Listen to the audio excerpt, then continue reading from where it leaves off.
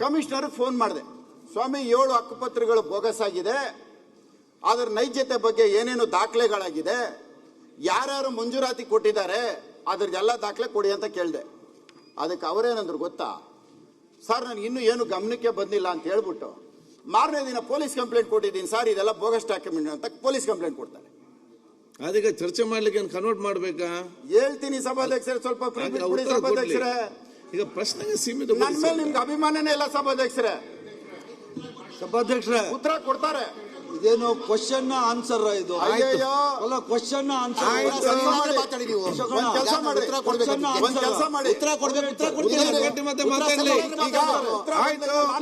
ಬಿಡಿ ಸರ್. ಉತ್ತರ ನಾನು ಹೇಳ್ಬಿಡ್ತೀನಿ ಒಂದ್ ಲೈನ್ ಅಲ್ಲಿ, ಇದೆಲ್ಲ ಸರಿಗಿದೆ ಅಂತ ಹೇಳ್ಬಿಟ್ರೆ ಮುಗಿದೋಯ್ತಪ್ಪ. ಆಯ್ತು ಮುನರತ್ನ ಅವರೇ, ಸಭಾಧ್ಯಕ್ಷರೇ ಹೇಳಿ ಸಭಾಧ್ಯಕ್ಷರೇ, ಹೇಳಕ್ಕೆ ಬಿಟ್ಟ ಇಲ್ಲ. ಇದು ಕಮಿಷನರ್ ಪೊಲೀಸ್ ಕಂಪ್ಲೇಂಟ್ ಕೊಡ್ತಾರೆ,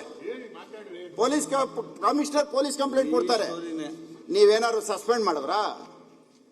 ಅವ್ರ ಮೇಲೆ ಆಕ್ಷನ್ ಮಾಡ್ಬೇಕು ಹೇಳಿ, ನೀವು ಅವರೇ ಹೇಳ್ಬೇಕು. ಆಯ್ತಾಗ ಮಾತಾಡ್ಲಿ, ಮಾತಾಡ್ಲಿ. ಈಗ ಸರ್ಕಾರದ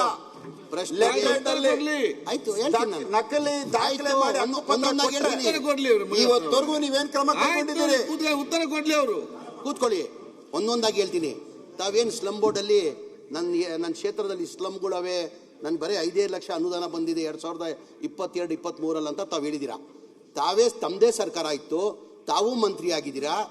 ತಾಯಿರುವಾಗ ಏನಕ್ಕೆ 5 ಲಕ್ಷ ತಗೊಂಡು ತಮ್ಮದೇ ಸರ್ಕಾರ ಇತ್ತಿಲ್ಲ? ತಮ್ಮದೇ ಸರ್ಕಾರ ತಂದಿದ್ದು 2023 ತಾವೇ ಹೇಳಿದ್ರಿ. 2022-23 ನನ್ನ ಕ್ಷೇತ್ರಕ್ಕೆ ಸ್ಲಮ್ ಬೋರ್ಡ್ ಡೆವಲಪ್ಮೆಂಟ್ಗೆ 5 ಲಕ್ಷ ಬಂದಿದೆ ಅಂತ.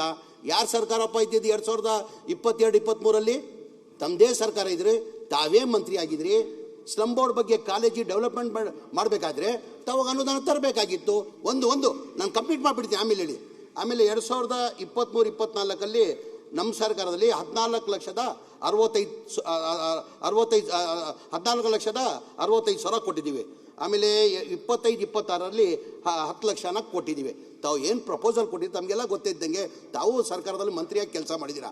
ಸ್ಲಮ್ ಬೋರ್ಡ್ ಡೆವಲಪ್ಮೆಂಟ್ಗೆ ಟೋಟಲ್ ಒಟ್ಟಾಗಿ ಯಾವುದನ್ನ ಸರ್ಕಾರ ಇರಲಿ, ಕಾಂಗ್ರೆಸ್ ಸರ್ಕಾರ ಇರಲಿ, ಜನತಾದಳ ಸರ್ಕಾರ ಇರಲಿ, BJP ಸರ್ಕಾರದಲ್ಲಿ ನಮ್ಗೆ ಕೊಡದೆ 50 ಕೋಟಿ ಅನುದಾನ ಕೊಡ್ತಾರೆ ಇಡೀ ರಾಜ್ಯಕ್ಕೆ. ಟೋಟಲ್ ಸ್ಲಮ್ಗಳು ಎಷ್ಟಿವೆ? 2,800 ಸ್ಲಮ್ ಅವೆ. ಬೆಂಗಳೂರು ಸಿಟಿದಲ್ಲೇ 480 ಸ್ಲಮ್ಗಳವೆ. ಅನುದಾನನೇ ಕಡಿಮೆ. ಮುಂಚೆಯಿಂದ ಅಷ್ಟೇ ಕೊಟ್ಕೊಂಡು ಬರ್ತಾ ಇರೋದು. ಆವಾಗಿಂದ ತಮ್ಮ ಸರ್ಕಾರ ಆಯಿತು, ಅವ್ರು ತೊಗೊಳ್ಬೇಕಾಗಿತ್ತು. ಒಂದು ಪ್ರಶ್ನೆ. ಆಮೇಲೆ ಮನೆಗಳು ತಾವು ಹೇಳಿದ್ರಲ್ಲ, ನನ್ನ ಮನೆಗಳು ಹಿಂದಿನ ಸರ್ಕಾರದಲ್ಲೇ 13ರಿಂದ ಹಿಡ್ಕೊಂಡು 18ವರೆಗೂ 1000 ಮನೆಗಳು ಸ್ಯಾಂಕ್ಷನ್ ಆಗಿತ್ತು. ಅದರಲ್ಲಿ 625 ಮನೆಗಳು ಕಂಪ್ಲೀಟ್ ಆಗಿದೆ. ಅದ್ರಲ್ಲಿ ತಾವು ಹೇಳಿದ್ರಿ, ನಾನು RTIಯಿಂದ ತೆಗ್ದೆ, RTIದಲ್ಲಿ ಬರೀ 1 ಲಕ್ಷದಲ್ಲಿ 10,000 ಕೊಟ್ಟಿದ್ದಾರೆ, 90,000 ಕೊಟ್ಟಿದ್ದಲ್ಲ ಕಾರಣಕ್ಕೆ ಮನೆಗಳು ಕೆಲಸ ಶುರು ಮಾಡಿಲ್ಲ ಅಂತ ಹೇಳ್ತಾರಲ್ಲ. ಅದೇನು RTIದಲ್ಲಿ ಬಂದಿದೆ ನನಗೆ ಗೊತ್ತಿಲ್ಲ.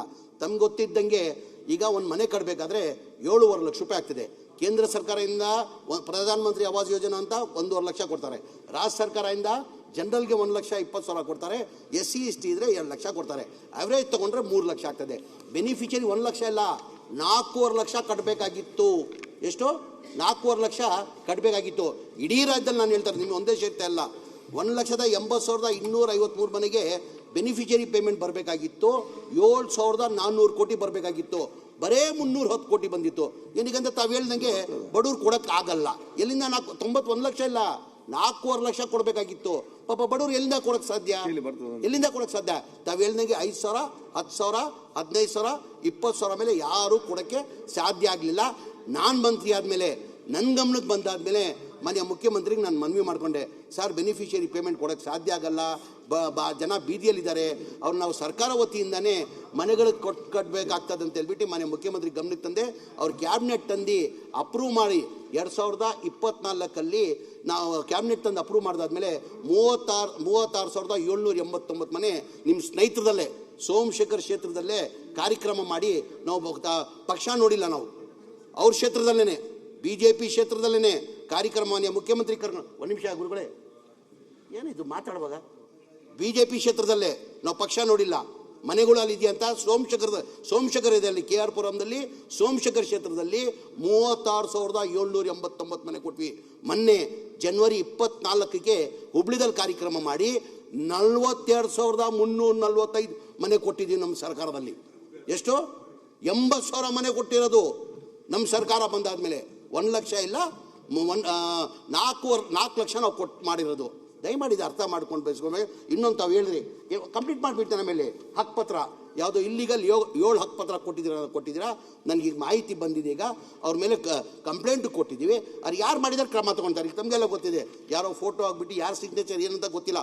ತಾವು ಈಗ ತೋರಿಸಿದಿರ ತಾವು ನಾನು ನೋಡ್ತೀನಿ. ಈಗ ತಾವು ನನ್ನ ಜೊತೆ ಬನ್ನಿ. ಈಗಲೇ ಕಮಿಷನರ್ ಇಲ್ಲೇ ಇದ್ದಾರೆ, ಸೆಕ್ರೆಟರಿ ಇಲ್ಲೇ ಇದ್ದಾರೆ. ಯಾರು ತಪ್ಪು ಮಾಡಿದ್ದಾರೆ ಅವ್ರ ಮೇಲೆ ಯಾರನ್ನ ಇರಲಿ ಅವ್ರ ಮೇಲೆ ನಾವು ಕ್ರಮ ತಗೊಳ್ತೀವಿ. ನಿರ್ಭೀತ, ನಿಷ್ಪಕ್ಷಪಾತ, ವಿಶ್ವಾಸಾರ್ಹ ಸುದ್ದಿಗಳಿಗೆ ಮತ್ತೊಂದು ಹೆಸರಾಗಿರುವಂತ ನ್ಯೂಸ್ 18 ಕನ್ನಡ ಈಗ ಆಪ್ನಲ್ಲೂ ಲಭ್ಯವಿದೆ. ದಯವಿಟ್ಟು ಇಲ್ಲಿರುವಂತ QR ಕೋಡ್ ಸ್ಕ್ಯಾನ್ ಮಾಡಿಕೊಂಡು ಆಪ್ ಡೌನ್ಲೋಡ್ ಮಾಡೋದಕ್ಕೆ ಮರಿಬೇಡಿ. ನಿಮ್ಮ ಬೆಂಬಲ ಹೀಗೆ ಸದಾ ನಮ್ಮೊಂದಿಗಿರಲಿ. ಧನ್ಯವಾದ.